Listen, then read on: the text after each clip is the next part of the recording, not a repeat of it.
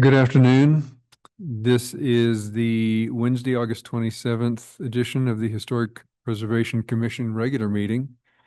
I will call this meeting to order at 4 p.m. Would you call roll, please? Lauren Flick, present. Chris Jenkins. Is he going to be coming? We know. He might be absent. Absent. Lester Lamone. Here. Mike Madone. Here. Present. Penny McPherson. Present. Rich Millard. Absent. And Mildred Wentz. Absent. We do have a quorum. Our second agenda item this evening is the approval of minutes. Did everybody receive the minutes in email? So I would entertain a motion for approval of the minutes. I move we approve the minutes. I have a second. I second that. I have a motion and a second. Are there any additions, corrections, alterations? Hearing none, I'll go ahead and call the vote. Lauren Flick, yes. Chris Jenkins, I guess abstain is the appropriate response if you're not here, or what do we do on that? You can just skip him. Okay. Lester Lamone. Yes. Mike Madone. Yes. Penny McPherson. Yes. Rich Millard's absent and Mildred Wentz is absent. Thank you. Let's see. We have our third agenda item is conflict of interest training. Do we have somebody here that's going to do that? Okay, they're going to be online. Great. Hey there, can you hear me all right? Yes. All right, excellent. Hi, I'm Austin. I don't think I've been with the commission before, but I work with Corey and Catherine in the city attorney's office. So we were informed that you wanted to have a sort of a brief update on conflict of interest provisions. So I'll go through quickly those state law requirements. And if you have any questions along the way, please jump in, or if you have questions afterwards, that's great too. So the conflict of interest law in Colorado is housed in several different provisions in state law. It's actually in the Colorado Constitution, it's in the Colorado Code of Ethics, and it's in several statutory places as well. So there's a pretty dense body of law around this issue, but really it boils down to a pretty simple rule, all of those laws. And it's that elected officials and appointed officials, like those on the Historic Preservation Commission, are prohibited from performing an official act affecting their personal or financial interest or a family member's personal or financial interest. So one test used by courts in determining if there was an improper conflict of interest is to base the decision not on whether the decision maker was in fact influenced by a particular relationship, but whether such a relationship would appear to a disinterested person as having compromised the decision maker's impartiality. So what that really means is that a conflict of interest is when a disinterested person might assume that a decision maker's impartiality is at risk or is misjudged because of a personal or financial relationship related to the action at hand. So that's what a conflict of interest is under state law. And there's really three steps to avoid a conflict of interest. The first is if you have any interest, any personal or financial interest in a particular item, to disclose that on the record. That's step one. Step two is to determine if that interest rises to a conflict. So if it actually meets the threshold that I just described, if sort of an impartial person or a disinterested person would think that your impartiality is compromised because of that relationship. And how you get to that answer in step two can be a variety of ways. What I always recommend is that you give us a call, give the attorney's office a call before the meeting, and we can talk through whether your interest is likely a conflict or is likely not a conflict. And then you can go into the meeting a little bit more prepared. And then from there, you sort of can personally decide hey, I talked to the town attorney. I don't feel, or the city attorney, and I don't feel like I have actually a conflict of interest on this matter, but I'm still going to disclose to you what my interest is. Maybe it's so tangential that it really isn't, there's not much there. And it's helpful to get to that decision and helpful to have that backing by speaking to our office and understanding sort of the legal ramifications within that. So that's option one, is essentially you personally come to the conclusion, and I hope that you personally come to that conclusion based off sort of an illegal analysis with the city attorney's office. Then option two, again within step two, still determining if the interest rises to a conflict, is to allow the commission to vote on the matter. So say you're really not sure, it's sort of in the middle, whether your interest actually is a conflict. You can just disclose the interest and then have the commission vote. And if a majority says, you know what, yeah, I think based off the applicable case law and what we've heard from our city attorney, that probably is a conflict. Then at that point, we move to step three. And that person, the conflicted person, would recuse themselves from that matter and then leave the room. And we ask that you leave the room just because case law is really specific on that conflicted person can't interest the vote in any way. So there's some sort of tangential interest of that person even being in the room. Would other commissioners sort of vote differently, knowing their sort of interest in that matter and seeing that they're still at the dais? So that's why we ask that you fully sort of remove yourself from the matter.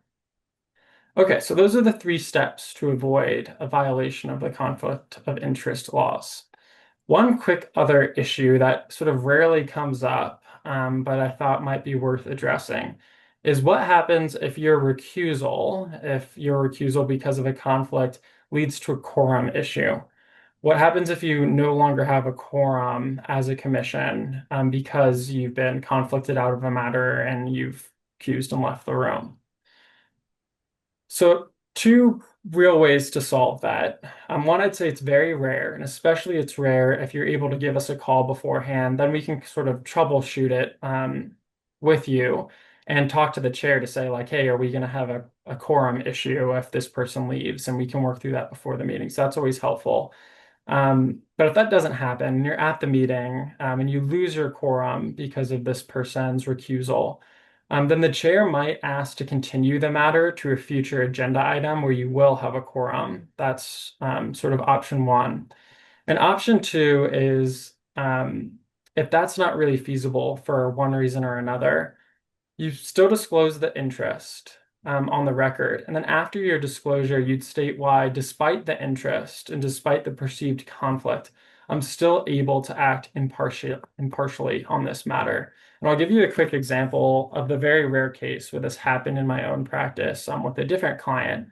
It was a very large development coming in a very small town. And so it was one of those issues where sort of everyone had some sort of personal or financial relationship to it. So the board at issue, there was architects who were involved with the development. There were folks who, were sellers of the land, and it basically would leave us that there was just no possible quorum if all of these folks had to be recused. So in that interest, we had to sort of go through a lot of legal analysis, looked at a lot of case law to do and what that in that particular situation. And that's when we arrived to this sort of last case resort where if you're really going to lose your quorum, if there's no other way to hear this item, then we do a quick disclosure on the record stating each of those interests and then stating your ability to still act impartially. Okay, so that's my full spiel. I'm happy to take any questions or if there's any comments.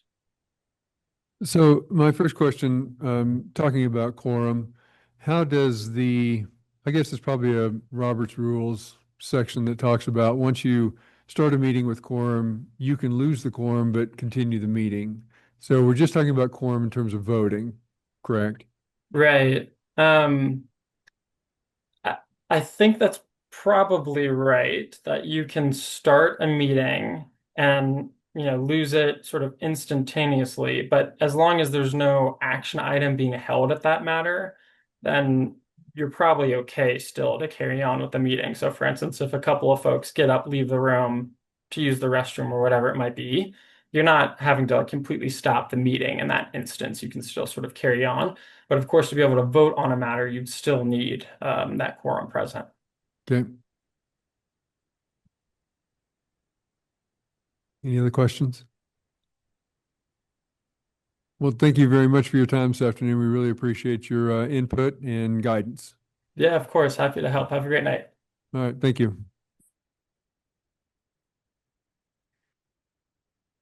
Our fourth agenda item this evening, I think, was going to be spearheaded by Chris, who's not here. Lisa, do you have any input on this, or shall we table this item? Oh, look at you. All righty then. Lisa. So Chris and I did meet with the owners of 717 Main Street.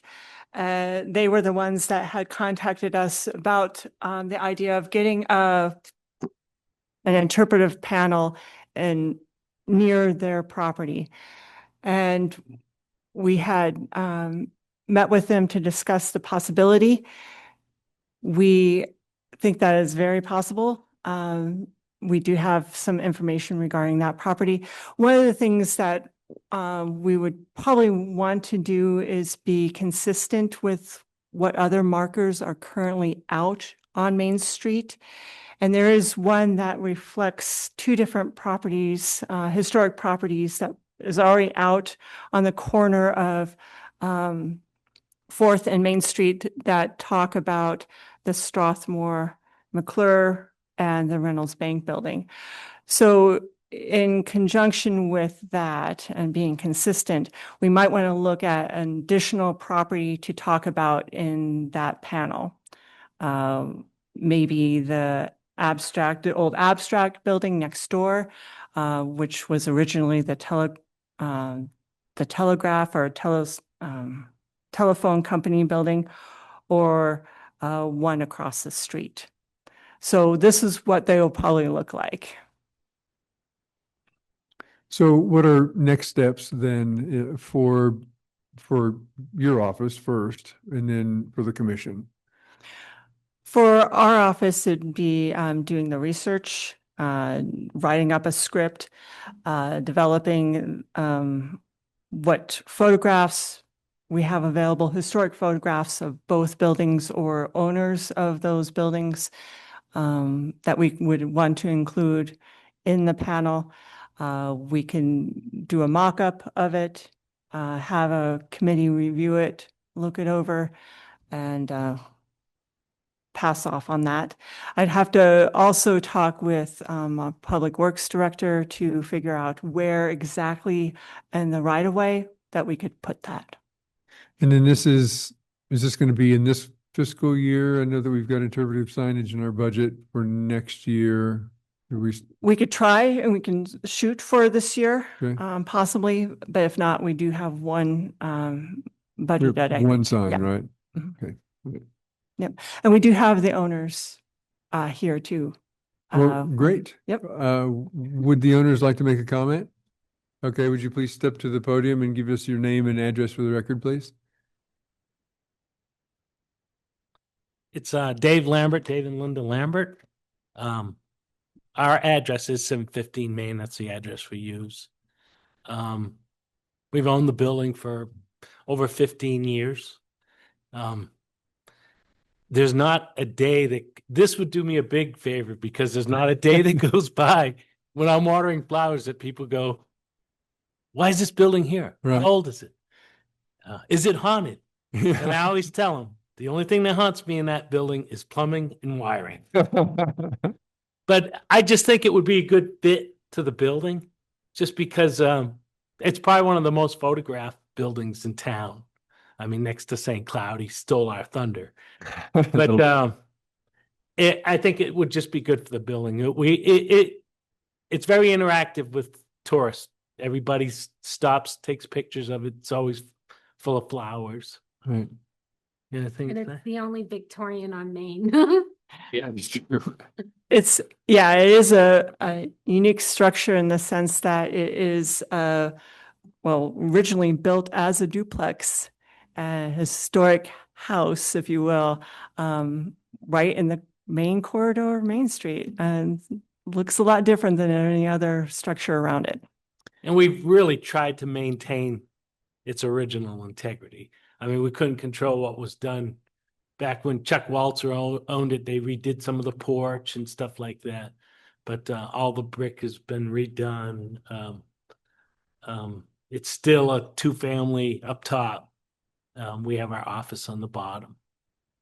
Well, I can tell you that even going through the design guidelines that we've talked about internally, we always use it as an example of residential on Main. really? That it Yeah. is still a contributing building, that it's still part of the fabric, but it's wholly different than all of its neighbors around it. So, yeah.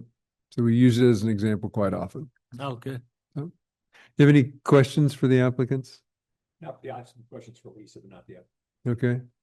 Thank you very much Yeah. for coming this evening. All right, questions for staff? Lisa, so you were saying this sign, we're going to put more than one building's information on. Is there a reason for that?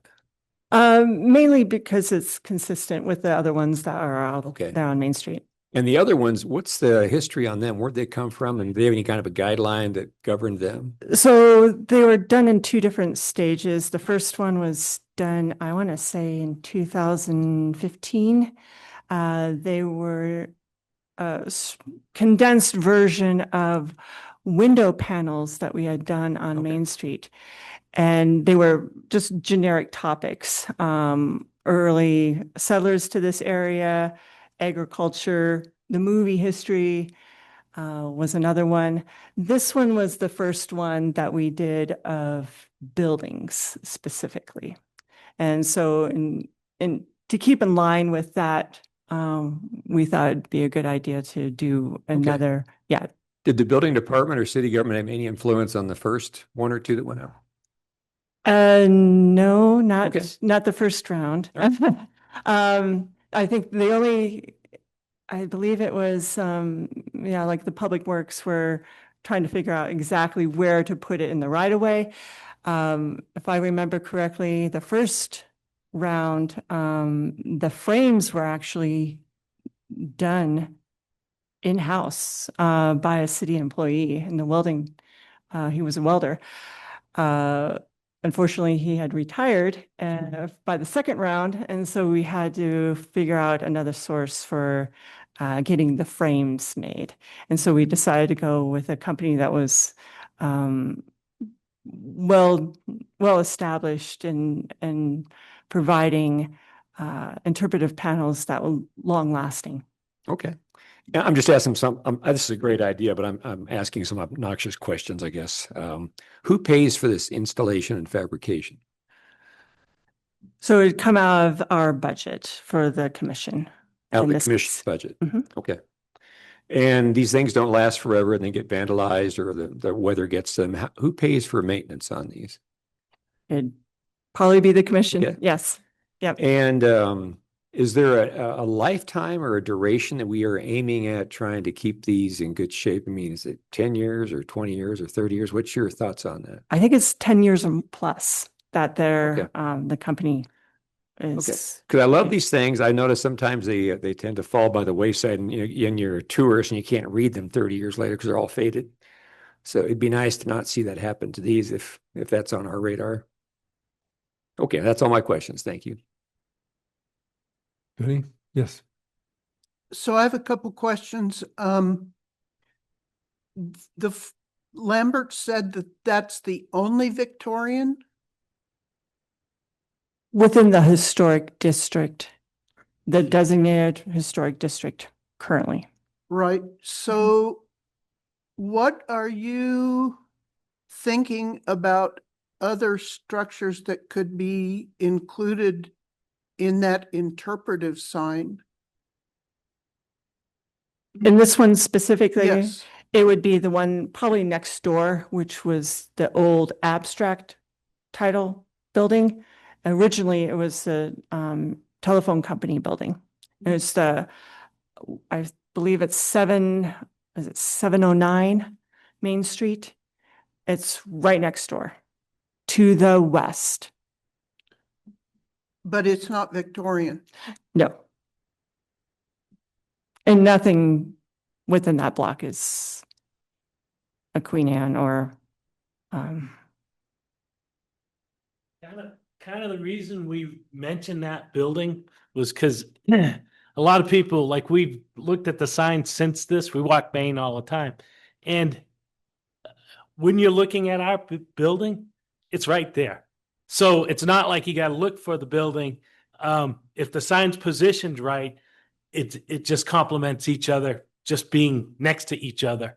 So there's nobody like going, okay, that one's here, and we're looking across the street. So that's kind of what we were thinking when we were looking at it. And the building that she's talking about has unique architecture on it, stone, a lot of stone embellishments and stuff. It looks really, really cool. And actually, that's the next. You'll probably get tied into that too, but I'm sure that's Stan's next adventure is to take that building on. Yep. So we thought it was a neat building to tie in. But I mean, that was our thought. I mean,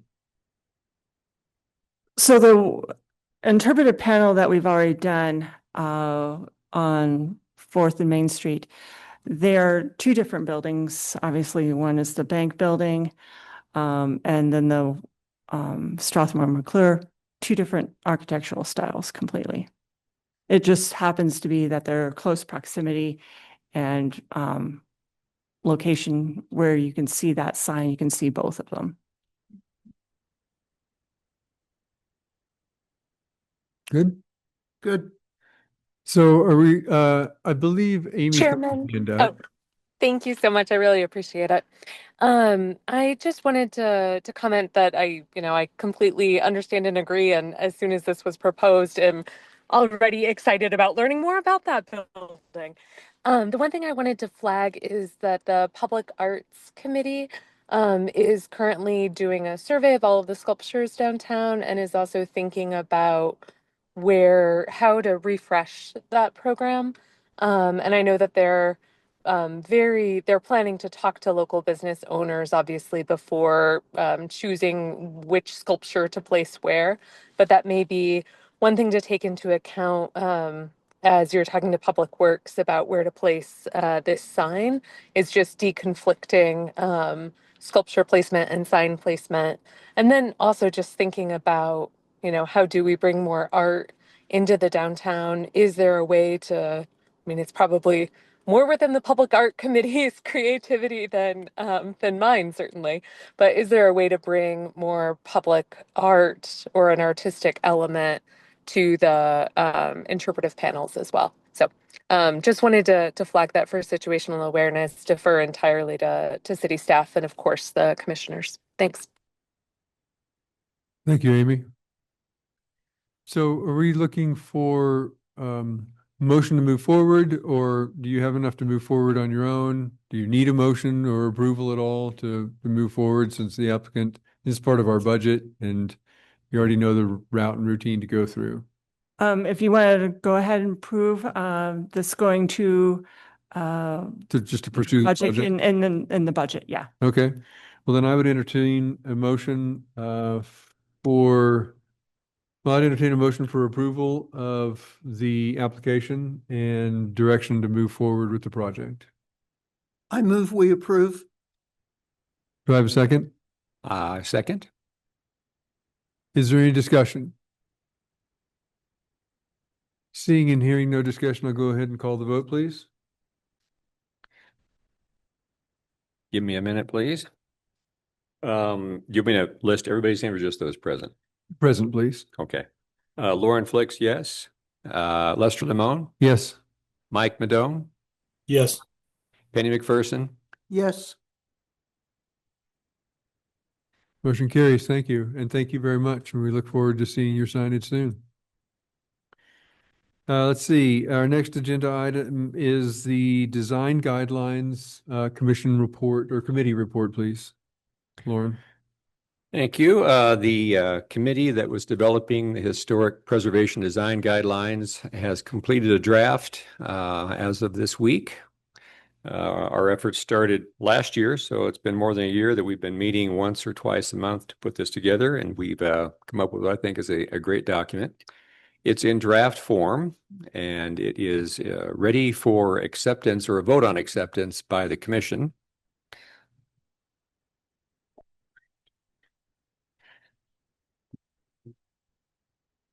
So I would like to make three motions regarding this, what I'm calling the HPDG, Okay.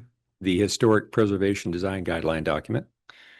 And the first motion would be that the commission accept the final draft of the design guidelines from the Design Guidelines Committee. I have a motion. Do I hear a second? I second. I have a motion and a second, discussion.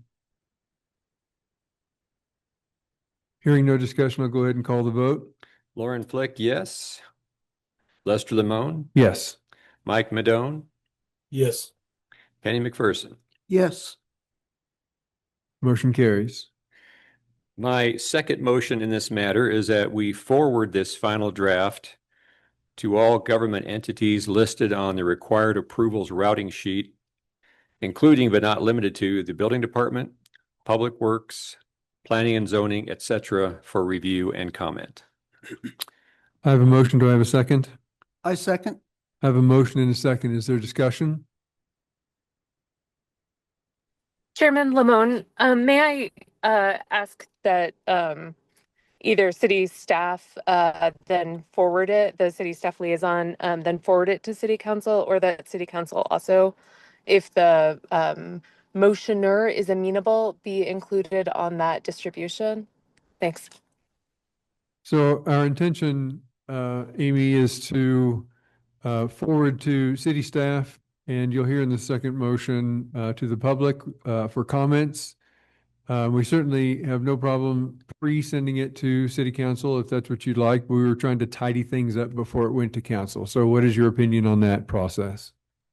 My only thought, and defer entirely to you, Chair Lamone, was that occasionally I have understood that not all city departments may have responded to all Historic Preservation Commission requests for review. So I just wanted to make sure that council had visibility on it so that we could assist in flagging if you weren't getting the responses that you need. But defer entirely to you as to how we can be most helpful. Thank you. Thank you very much for your input.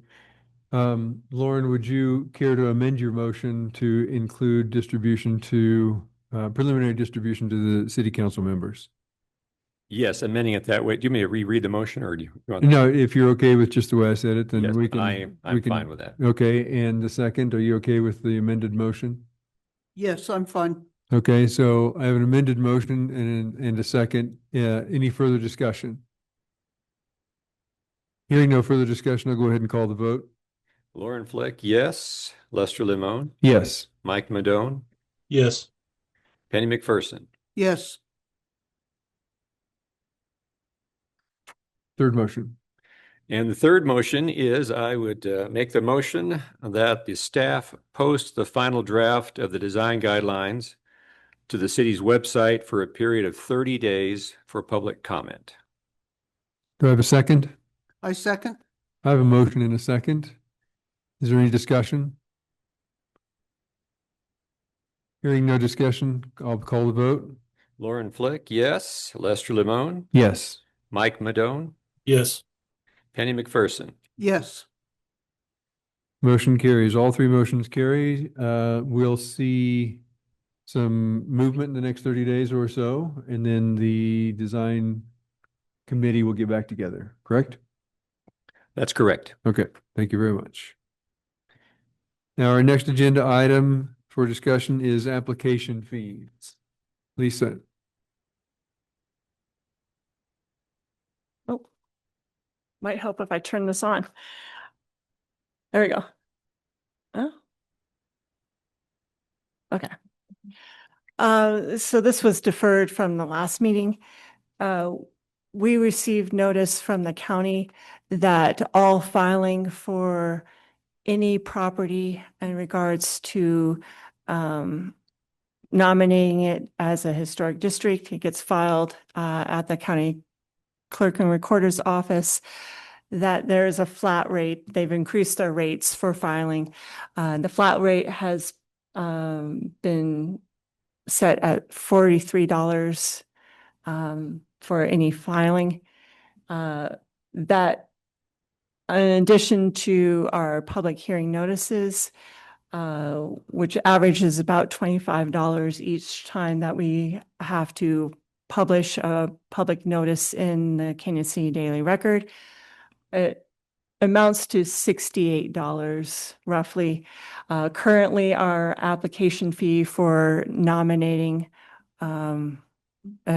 property on the historic district as I should say, a historic property is $65. In review of other cities, what they charge varies widely. Boulder is only $25 for an application for designating a historic property. Denver is $250, and Pueblo is more comparable to what we have. Residential is $75. Since we're running up against going over how much we spend for doing these, I recommend at least increasing our rate for application fees. So your recommendation is to, Either $68 or even 70 or 75. okay, thank you. Are there any questions for staff? Just to clarify that, I see 68 on the screen, and where does the 70 and 75 come from? That's what other communities are doing. Pueblo's doing 75. We're not making much money off of this. The fee doesn't even include the cost of printing. For posters, we have to put out a poster each time that we go to a public hearing in front of the commission and city council. I usually steal that from the planning department. He hasn't asked for any fees yet for getting more printed, but that could come. And you're asking that we approve the $68, the $3 increase? Is that what you're doing? At the very least, yes. So how would you determine if it's going to be more than that? Right now, it's hitting that right now. So a couple years from now, that could increase. Okay, but for right For now. right now, I a recommend- $3 increase, and you'll probably ask for another one in the future, which is Yes. reasonable. Okay, thank you. But I think that she's also outlined some hidden costs that we don't have to pay for. So that's why she was asking us to consider whether or not 68 was an appropriate figure, or if there was another figure that we thought was an appropriate figure.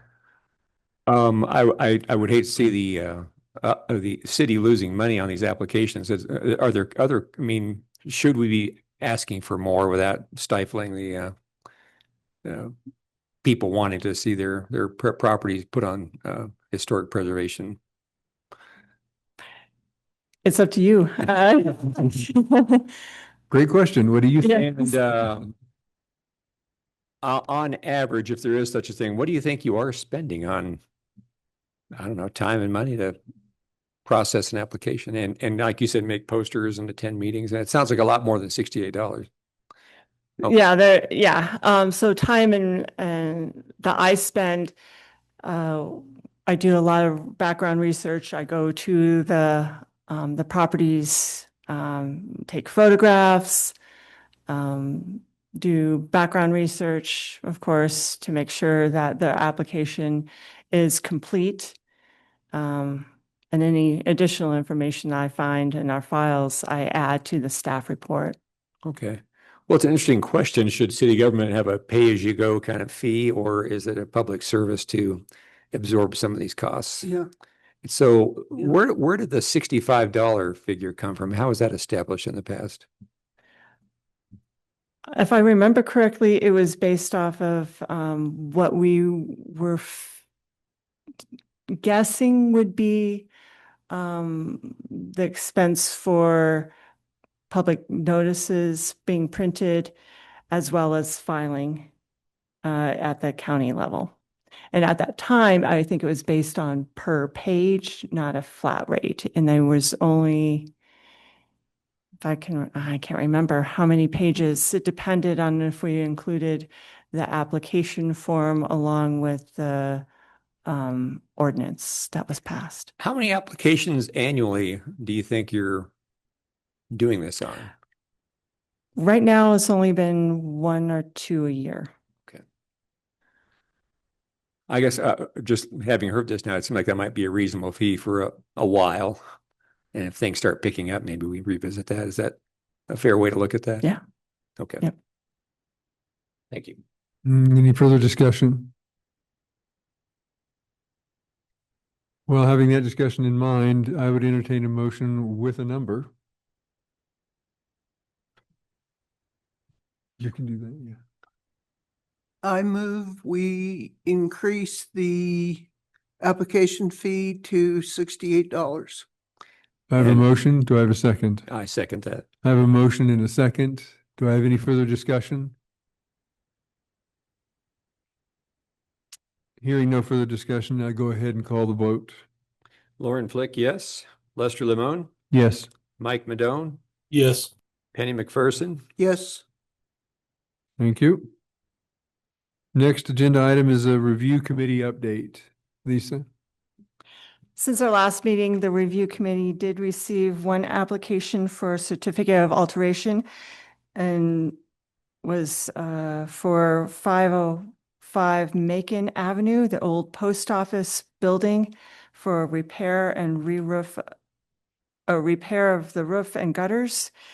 The applicant showed that they had done significant research into who had manufactured the original tiles and were able to determine that that company still existed. And they're getting replica tiles made, following the exact same color, shape, size, everything. So the design review committee accepted their proposal for alteration or certificate of alteration. Very good. Any questions about that? I have one. Mhm. Was the internal gutter on that roof part of the renovation? I believe so, yes. Do you happen to recall some details about how they were going to reline that gutter? No, I do not. Okay. I'm afraid. Thank you. Sorry. All right, next agenda item is a CLG grant project update. I noticed that we've solicited. I Yes. keep seeing that announcement. So, Yes. so is there an update? We have gotten quite a few people who have downloaded the documents. The RFP closes tomorrow. So I'll see what bids come in and hopefully we get some successful one. We have to be under a contract with a professional consultant as part of the grant by October 1st. Well, good luck. I'm sure you'll send out an email, right? Letting us Of know. course. No. All right, next agenda item is any announcements? Lisa?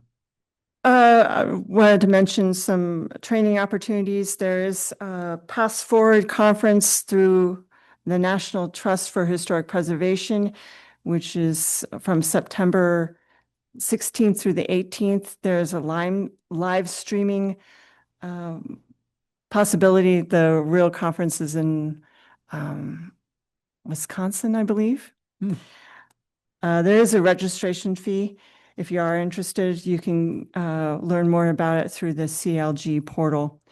I also want to remind all of the commissioners that if you do any training, either through the CLG portal, through their webinars that they have, to please let me know that you have done those training opportunities so I can report that on our CLG annual report. Very good. Questions? All right. Our next agenda item is public comment, but I think we lost our public. So I will, let's see, our next meeting is Wednesday, September 24th at 4 p.m. right here. Chair Lamone, Um, if I'm considered a member of the public, I did have one agenda item that I wanted to raise with y'all. Well, that was under special public, but yes, go ahead. Oh, okay. I wanted to flag the Western Gateway Plaza project. This is the old Black Hills power plant. It is currently, the city is currently reviewing finalist applications, and then we'll be selecting a company to lead the design process for what will actually happen with the old Black Hills power plant site. Right now, the placeholder name is Western Gateway Plaza. Obviously, there's a significant historical component to that piece of property. And I just wanted to, flag that this is happening for the Historic Preservation Commission, and then also proactively ask if you would like to be involved in any way in the design elements. There are a couple of different ways that could look, and you certainly have time to consider how the HPC might want to be involved.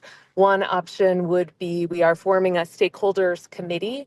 This is mostly individuals who, have an interest in the river or have an interest in public parks or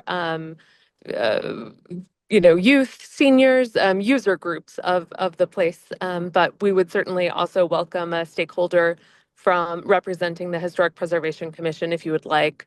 Alternatively, I can keep you updated on it as it goes along. And as if you have ideas or thoughts or comments, we could certainly take those from your meetings as well. Thank you so much. Well, Amy, thank you for that update. And I didn't see your hand up, but my little screen was missing. So I apologize for missing the special public section of the agenda. I would like to say, from the commission's standpoint, that we would like to be considered as a part of the governmental entity process. And so any departments that are part of a stakeholders group or I guess meetings that coincide with the project, I think Historic Preservation Commission wants to be represented in that. So if you could forward that desire along to the powers, we would appreciate it. Absolutely. I think it would also be helpful just from a logistical standpoint if there was, like most of the entities that are participating are having a representative so that they can come to regular meetings. Again, no decision is necessarily needed today, but it might be helpful if there was a specific individual selected from the Historic Preservation Commission who could then, obviously seek y'all's input and represent you ably in that capacity. Thanks. Well, I would go ahead and nominate the chair because I think the chair would like to be involved in that as a representative along with the chair's staff, Lisa. So we would be the two people that for sure want to be involved. Thank you so much. I'll add you to the stakeholders list. Thank you very much. Appreciate it. All right. Again, Wednesday, September 24th, right here, 4 p.m. Next meeting, and we're adjourned.